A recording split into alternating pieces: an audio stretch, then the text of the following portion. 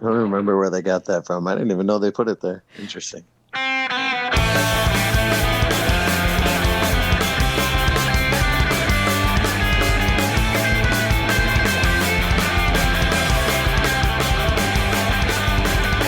Welcome to another edition of the Gentleman Fantasy Podcast. I'm Kyle, your host, and joining me this week, my beautiful wife, Nicole DeBrew Rudka. Nicole. I'm very sad to be here. Very sad, huh? I'm so sad. Well, also joining us this week is my wonderful co-host, Robert Rushlow. Robert, we're doing a post-Thanksgiving three-way tonight. Yes, it went exactly to plan. So, Nicole's out of the league, but first, we have breaking news.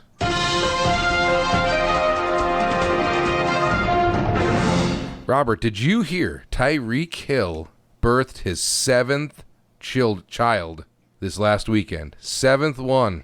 If you had to guess how many mothers of his 7 children there are, how many would, over or under how many? Let's go. Let's set the line at 4. And I'm going to take the over, though. Very good. It's actually 5, and he had 3 with one lady, and he's 4 for 4 with the other. And by the way, he had 3 children with 3 different mothers in 2023. Just getting out there. That's incredible. Yes. Some people are weird, man. All right. Yes, and not to be outdone, guess how many children Nick Cannon has? Because this is a whopper. Oh, man. Well, when you put it like that, let's go with 13. Okay, he's got 12 with 2 sets of twins, 6 mothers. 6 mothers. And the reason why I bring this up is because I saw this awesome graphic over the weekend, because there's rumors that Tyreek Hill actually has 11 children, but he's only got like 7 legit children. But knowing that he had 3 kids with 3 different mothers is pretty exciting.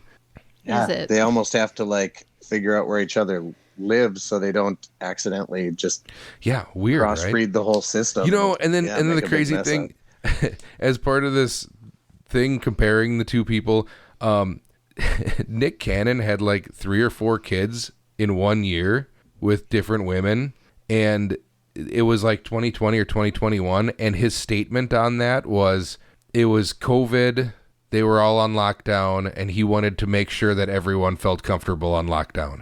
And I was like, Nick, good job. What a selfless hero. Nicole, how do you feel about that? You've had a few children. Yes, I have. I don't have a lot of good feelings toward any of that. No. See, I brought this up specifically for her since she was here. She's got no comment. No, I'm not. I'm going to no comment this one. It's just good to see someone has more kids than you, Kyle. That's right. Well, that's the thing. Everybody makes fun of how many kids we have because, we have a lot of them. I'm just showing you there's other people here with more. All right? We have downsized. We have. Phil Rivers has 10 kids. I mean, come on. You just kicked some of them out. Well, we did not kick them out. And I was asked to take 2 more, and I said no. Thank the Lord. I admire your restraint. 3 and 6 and boys. I think that was a no-go. We don't need any more kids. Dang. Me either. All right. I've got more breaking news for you.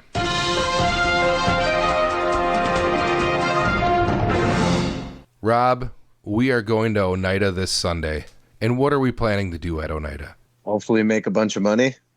And how are you going to do that? By not making the bets I normally make on this podcast. Absolutely. You know what we're going to do, my friend? You get ready for this. Are you primed? Are you ready for this?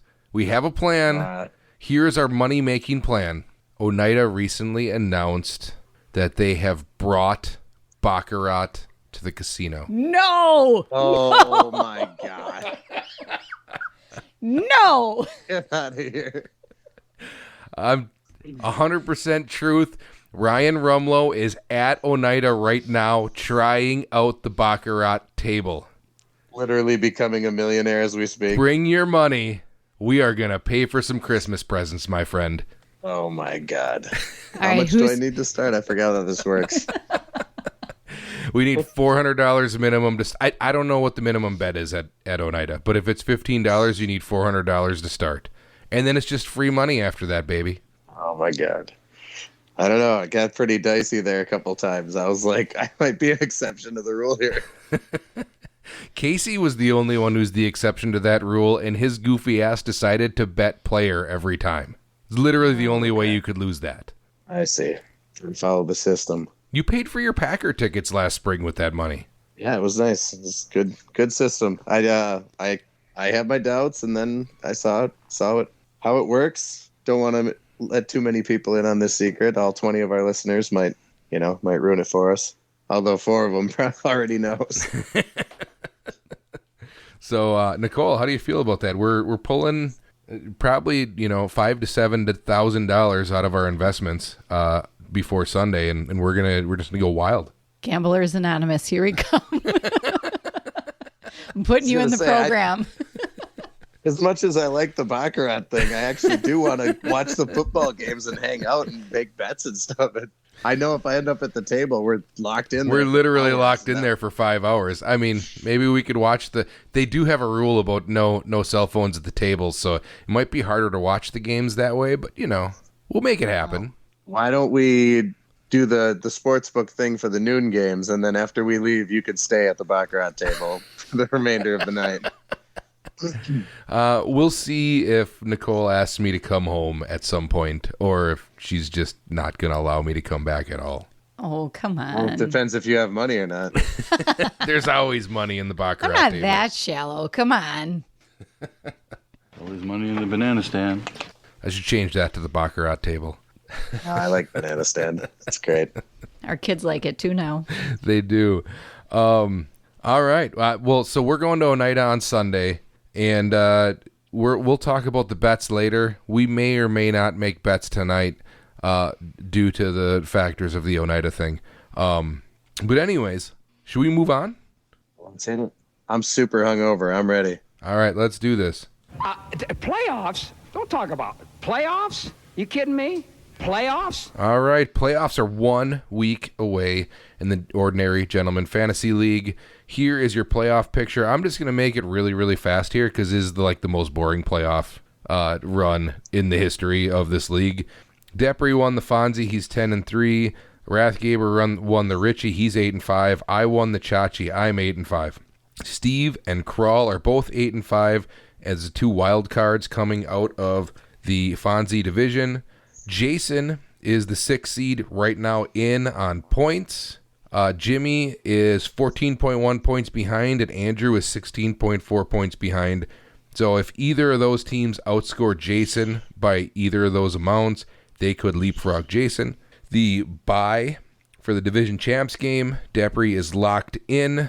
However, me and Rathgaber are both at 8-5 as division champs, and Rathgaber has an 11-point lead on me. He can, with both of us winning or both of us losing, he can get that bye by not allowing me to score 11.8 points more than him, or I could leapfrog him by getting a win and him getting a loss, or vice versa. That is the whole playoff picture. Robert's out, and so is everybody else.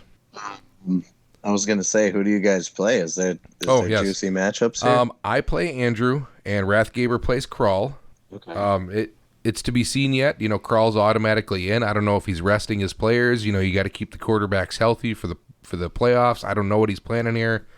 Maybe he's going to sit his kicker just to make sure that the kicker doesn't get hurt. I don't know. Yes. Kicker thing has been brutal. Injuries this year in general have been brutal. It's unbelievable. You want to hit on? You have a team that didn't have injuries. I lost Dobbins this week. And that was a big blow to me. Do you want to hit on some of those injuries? Because, man, Trevor Lawrence, I think, got decapitated. Yeah, that was nasty. They suspended that dude for 3 games for that hit. Yeah. McCaffrey and McCaffrey's backup both had season-ending injuries. Yeah, in the same game, which is kind of crazy because it's okay, well, Jordan Mason's the guy now. Who's got him? And then hours later, they're like, okay, yeah, Jordan Mason's out too. I would have been really excited for 5 minutes had I not dropped him a couple weeks ago already. Yeah, so let's talk about the Guillotine League. What a wild week we had here. I'm blaming this on you, Robert, just to be clear. I have no idea why you would blame me. You just had to say something. You had all this money and you didn't even pick up Josh Allen when you had the chance. That would have been all the difference you needed. Or Derrick Henry. No. I literally picked everybody wrong on my team. I had like 105 points on my bench. That was the problem. And you should have got Josh Allen. Yeah, that was a no-brainer. Who is he?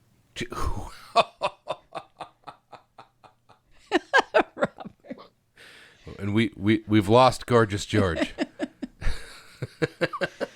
What position does he play? Who's Josh? Quarterback. Allen? Buffalo Bills. He's like the best quarterback in the league. I had 3 solid quarterbacks that were scoring almost 20 points every time. I wasn't looking for a new quarterback. I was looking for freaking wide receivers. Everybody just took a shit. You should always be making every position better. You had the money. You could have done it. I really was just thinking I was sitting pretty, which I was. I would have won. I thought you no were too, problem. honestly. I'm so annoyed because I had like an inkling. I was like, I should just play all of my Bengals. If I would have played all my Bengals, I wouldn't be sitting here tonight. I don't know if that's true. What do you mean? Well, so you would have had to sit Baker Mayfield for Burrow, which would I would have sat out you... Patrick. I would have sat out Mahomes. Okay, that's even worse. Why? Because Burrow only outscored Mahomes by 6 points. Right. So and you still needed to make up by like 20 by 16. Now, and I should have played the Washington people. I should have played everybody on my bench. The only one I made the right choice with was that -4 points for the 49ers. The 49ers defense. So, yeah, and the Texans defense got you 1 point, so it's not like it was a huge win. It was 12 for a while, and then they messed it all up. So here's the only caveat I'm going to have to your argument here of you screwed up and started all the wrong people. One move wouldn't have solved, with any of your players on the bench, one move of switching out a player would not have fixed the problem with any one of your players. Josh Allen would have fixed the problem. But instead, Krull has him. Or wait, who picked? Yeah, Krull, I think, got him. See, Robert, there is some know-how to people who have football knowledge. Do better in fantasy football. And last week, you kind of put your foot in your mouth. Did I tell you what moves to do? No, I feel like we talked about this last time. The power couple is out. People believe that the Pope family conglomerate is reeling. And the money is gone. There's no money. We're bankrupt. There is no more bacon. No bacon. No bacon. I'm making sourdough donuts from scratch. Sourdough bacon this week. That's what we're getting. I think vodka from potatoes, just everything. Vodka from potatoes? No, shit, we're just eating potatoes. That's it. Raw, yeah. Potatoes and beans. Ramsey on that. Well, so do you have any comments about your season, Nicole? I feel like it is a bit to do with luck.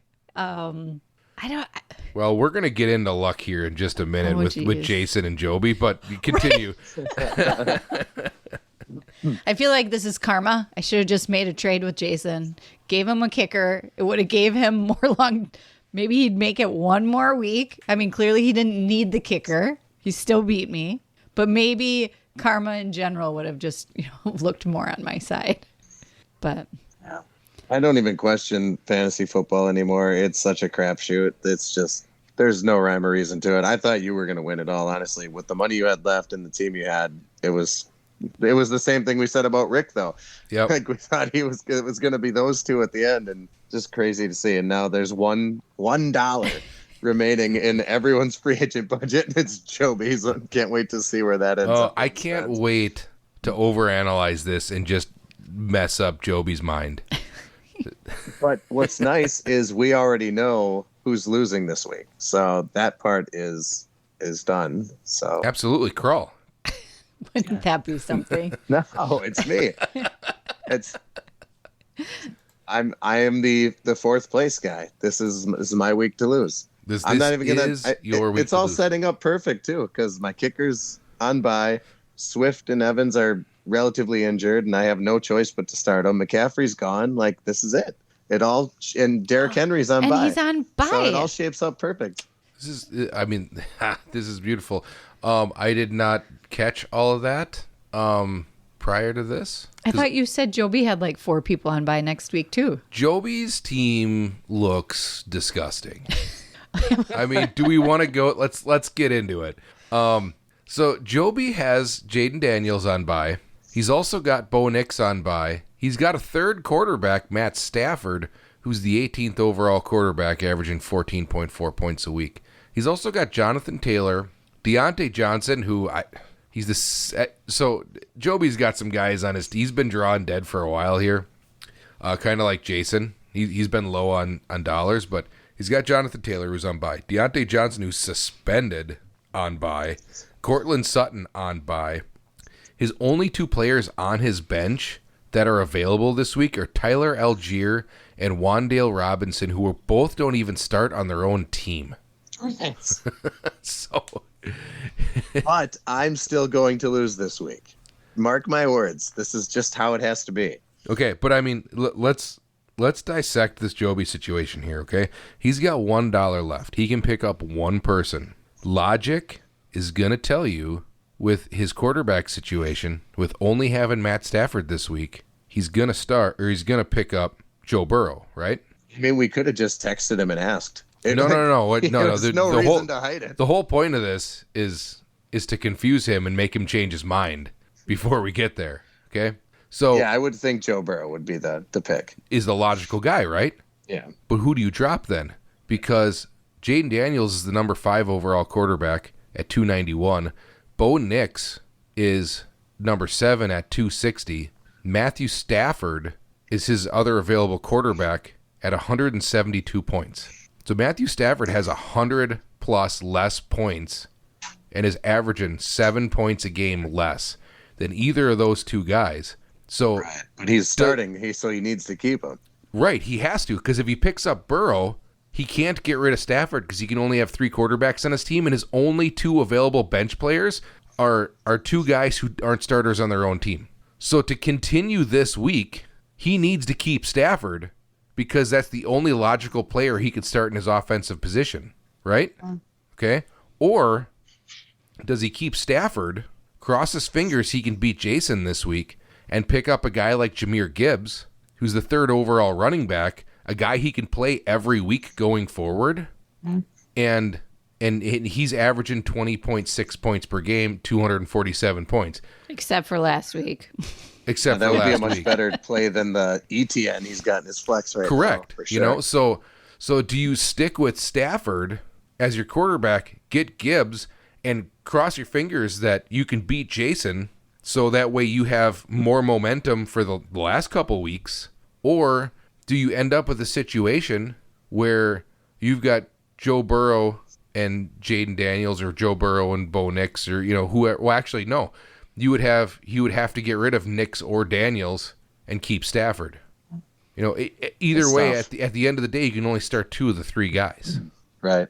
Are you better off having 2 of those quarterbacks and Jahmyr Gibbs instead of having the 3 quarterbacks that you can only start 2 of? You should just pick up a wide receiver. Really throw us off the scent. Well, if he did that, that'd be stupid because the wide receivers. I mean, Justin Jefferson's there, but Justin Jefferson's got 180 points on the season. In this league, the way the scoring is, T. Higgins, Jobie, no balls. T. Higgins should just pick up G. Higgins, right? Works for everyone. Actually, the biggest loser is Nico Collins. Nico Collins has been on the losing team for 6 straight weeks now. Jesus. So that was her mistake. She purposely stayed away from T. Higgins and picked up Nico Collins instead. I did. Yeah, talk about karma. Isn't that the guy that she beat me on that tiebreaker that I couldn't understand why? Because we bid the same amount, but her team was better than me in every measurable way, and she still won the bid? I don't remember. That's what you get. Take Nico Collins with you to the grave. I will. But regardless, if you look at the standings here, obviously the wins and losses don't matter, but your total points, I'm going to say it, Kral is your way overall favorite right now. For sure. He's got 2,000 points on the season. He made his team better last week. Nicole was actually second at 1739, 300 points behind then Andrew, then you, Rob, then Jason at 1660. Jason scored 400 less points on the season than Carl has. Yeah, I think Carl's easily the favorite. He's got Josh Allen and Lamar Jackson. When Jackson's back, obviously after this week, but he'll be fine. I don't see a way his team really will struggle at all unless major injury of any kind. Yeah, and I mean, I could argue that, with the way the teams are shaping up right now, you might be one of the favorites. Yep. 4th place. I'm losing this week. And let's just take a pit stop here real quick and talk about Jason's team, all right? So Jason has 3 players on IR right now. 2 of them are kickers, and another one's Trevor Lawrence. He's got a backup running back in Zach Charbonnet, Dontavion Wicks, Tank Bigsby, Quentin Johnson. I mean, these are just some players on his team. His starting quarterback, he's got 2 starting quarterbacks that are both outside of the top 15, Herbert and Williams. He's got Bucky Irving, Xavier Worthy, Calvin Ridley, Jamison Williams, Josh Jacobs, David Montgomery. Literally everyone, aside from Jacobs and Montgomery, on his roster is outside of like the top 30 at their positions in like drafting at the beginning of the season. And still, doesn't make a lot of sense. It's just wild. Jacobs and Montgomery are the only 2 players on his team that, outside of like the quarterbacks, because there's only so many of them, that are in the top 20 in scoring in their position. How he's still here, I don't know, but it's working. Well, I can explain to you what happened last weekend, because we're in this group chat here, and I tried to reassure Nicole that there was no chance she was losing because I didn't know Bucky Irving was going to go for 50 points or whatever the hell he did. He was not. He looked like he was obviously going to lose, and there was no chance that was going any other way. And of course, right after I make the comment, nope, Jason's losing, it's a done deal, Bucky Irving decided to become Barry Sanders for an entire second half of that football game. 20 of Bucky Irving's 33.5 points happened in the 4th quarter. It was out of control. I was watching the game, and I couldn't believe what I was seeing. Yeah. Vince thought I was hurt because all... I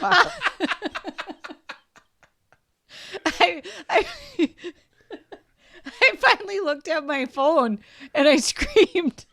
And it goes, Mom, are you okay? I go, and very sheepishly, I go, I'm going to lose my fantasy league. He goes, I thought you were hurt, Mom. I said, I'm sorry. Yes. I am hurt. Yeah. Stabbed in the heart. He goes, oh, Mom, it'll be okay. Oh, yeah. Well, it's funny, too, is the comments from Jason like, oh, man, I walked away and came back, and all of a sudden... So I can't wait to interview him next week. It's going to be great. No, it'll be the following week. You don't understand. It looks like one of these other teams should lose. I'm losing this week. I like your optimism. I really do. If somehow Jason makes it to the top 2, I am going to hand him his money and shake his hand and say, well played, because that's just, it's unbelievable. I mean, I'm at the point where I'm just throwing my hands up at this point and saying, you know what? Fuck it. Jason's going to win. Yep. Let's just crown him now. We know it can't be me, so. I'm rooting for you. You're going to get your hopes up for nothing. I take fourth place. It's my thing. It's well documented, too. It's not like I'm just making this up.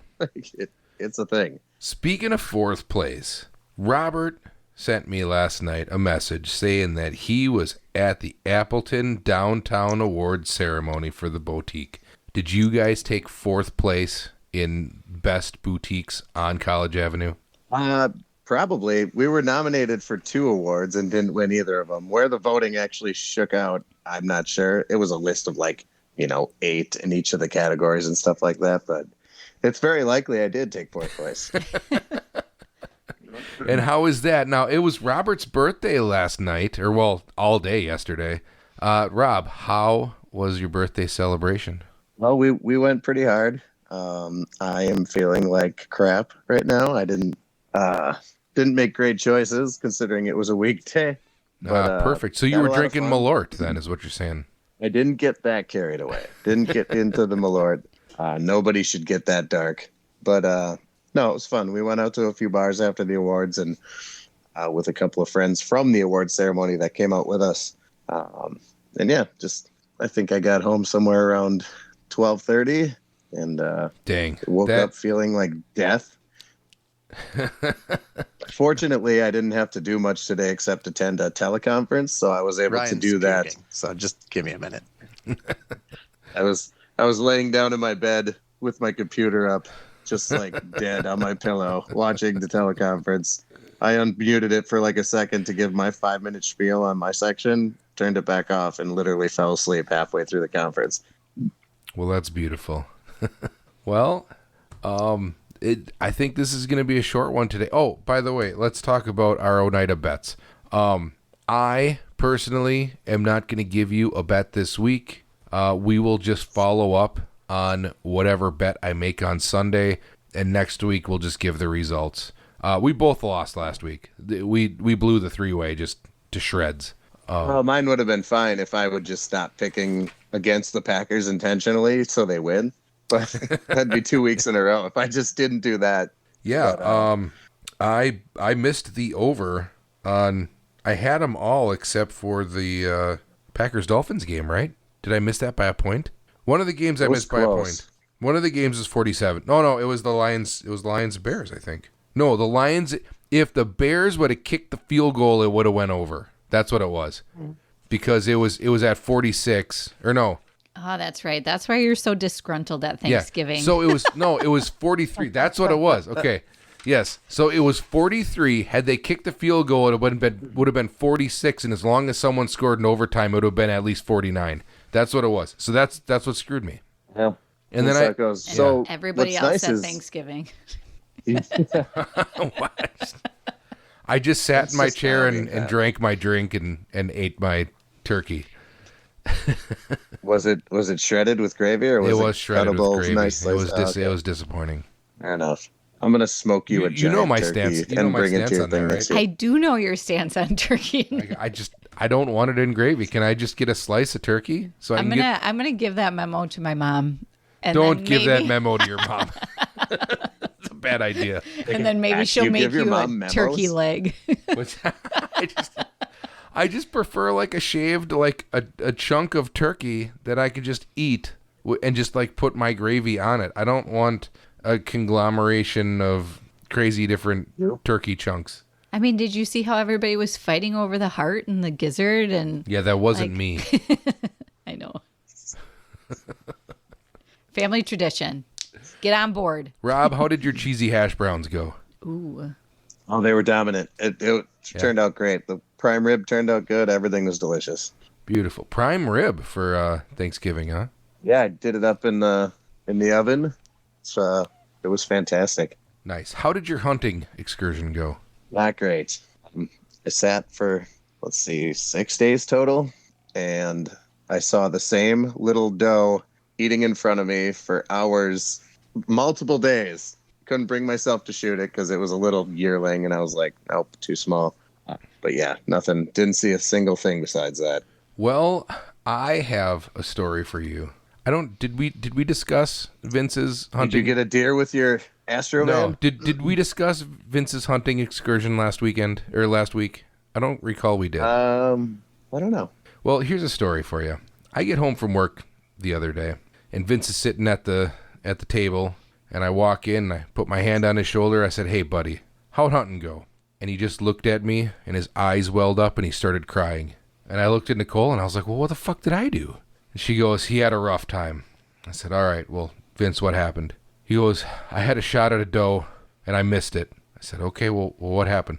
"Well, my gun didn't fire, and then I got nervous, and then I shot, and I missed, and then it started running away, so then I shot at its leg." And I was like, "Why would you shoot at its leg?" And he goes, "Because it's the only thing I could think of is just shoot at its leg." I'm like, "Well, probably not the best choice."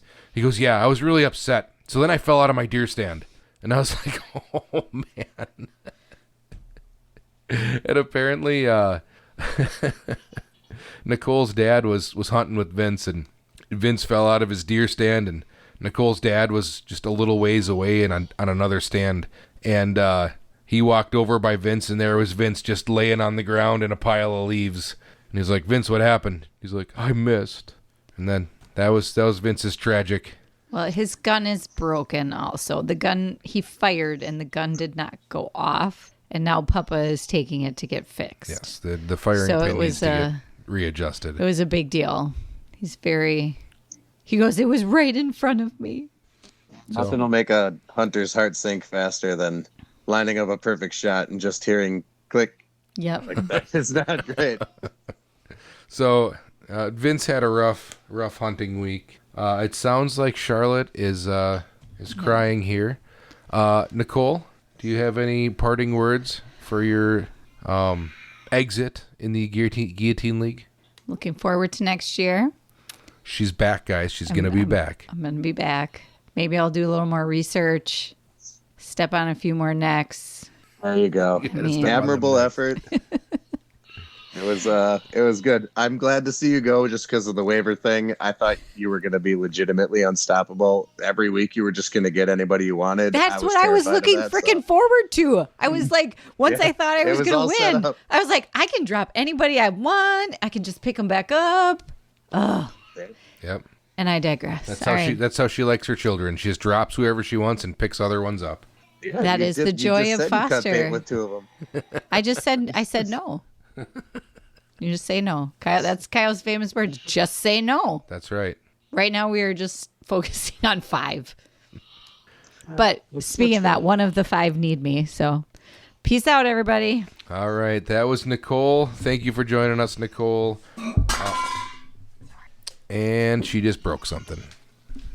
All right, Rob, it's just you and me now. Let's Sweet. Let's finish this one off.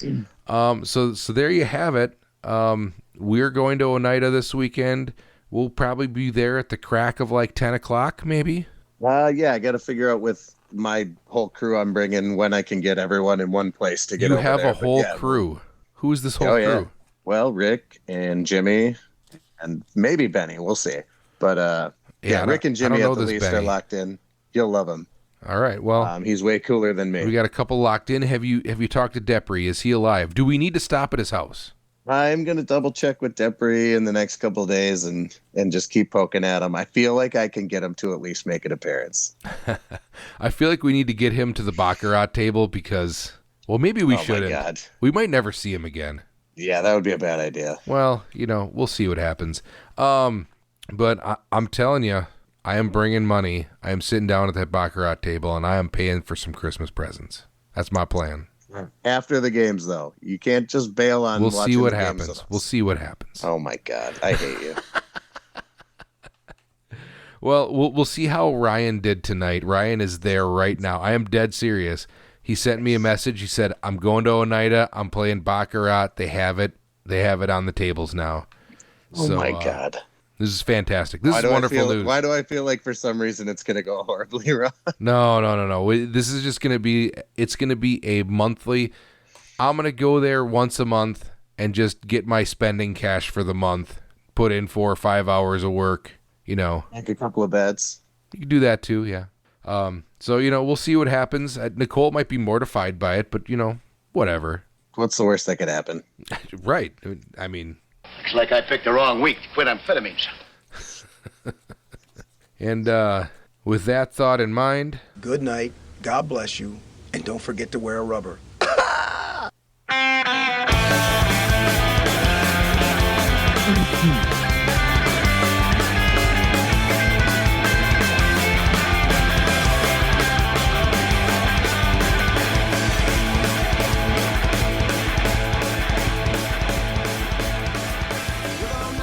Short, quick, and to the point, get in and get out. I'm fucking so hungover. I'm going right to bed, dude.